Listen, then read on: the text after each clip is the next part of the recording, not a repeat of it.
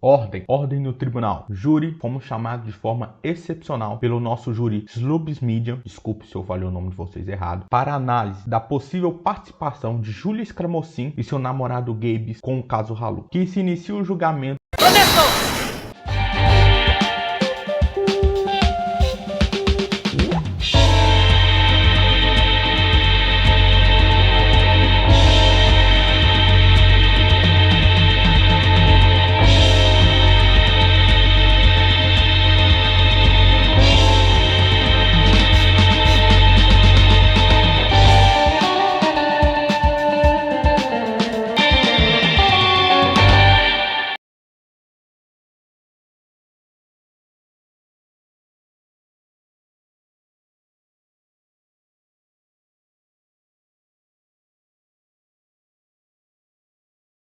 Com a palavra do advogado de acusação. Senhores do júri, na sessão anterior do caso Haluca, que os senhores podem acessar clicando no card acima, vimos que divulgar conversas privadas era um crime, previsto no artigo 153 do Código Penal. Vamos novamente à sua leitura, senhores. Divulgar a alguém, sem justa causa, conteúdo de documento particular ou de correspondência confidencial de que é destinatário ou detentor e cuja divulgação possa produzir dano a outrem. Pena, detenção de 1 a 6 meses ou multa de 300 mil réis a 2 contos de réis. Bom, esse valor obviamente tem que ser atualizado, mas peço aos senhores atentamente olhem essa prova no telão.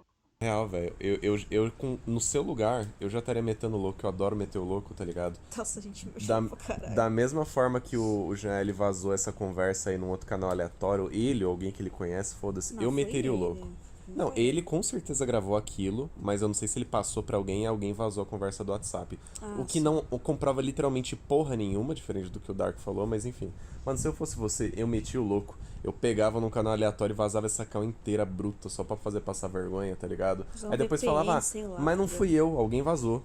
Se supostamente esse vídeo é real, independente da intenção da Ju e do Gabes, eles agiram com intenção de incitar o Haluca a divulgar mais conversas privadas. Devemos agora, senhores do júri, ir ao artigo 29 do Código Penal para ver o que ele diz sobre a participação de crime. Artigo 29. Quem, de qualquer modo, concorre para o crime incide nas penas a este combinada na medida de sua culpabilidade. Parágrafo 1º. Se a participação for de menor importância, a pena pode ser diminuída de 1/6 a 1/3. Sendo assim, se supostamente eles incentivaram Haluca a postar mais conversas privadas, eles podem incorrer como partícipe do crime 153 do Código Penal. Protesto! Senhores do júri, devo ressaltar que o Gabes e a Ju foram supostamente enganados pelo Haluca. Logo, a intenção deles ao divulgar as conversas era apenas restituir a imagem do Haluca como uma forma de legítima defesa. Além do mais, conforme aleguei na audiência anterior, o caso do Haluca da divulgação de mensagens não deve se aplicar ao artigo 153, haja vista que os atos praticados na divulgação foram apenas um meio para a consumação de outras supostas condutas. Também devo ressaltar aos senhores que a proposição do Gabes e da Ju foram de supostamente divulgar a conversa inteira, mas supostamente novamente o Haluca editou e lançou somente um pedaço. Sendo assim, mesmo que eles fossem partícipes, deve-se ressaltar que a atitude final praticada, supostamente pelo Haluca, foi diferente da que eles tinham combinado. Por fim, senhores do júri, que mesmo divulgando a call supostamente editada, Ju e Gabes apagaram esse vídeo e pediram desculpas públicas, isentando assim de qualquer responsabilidade jurídica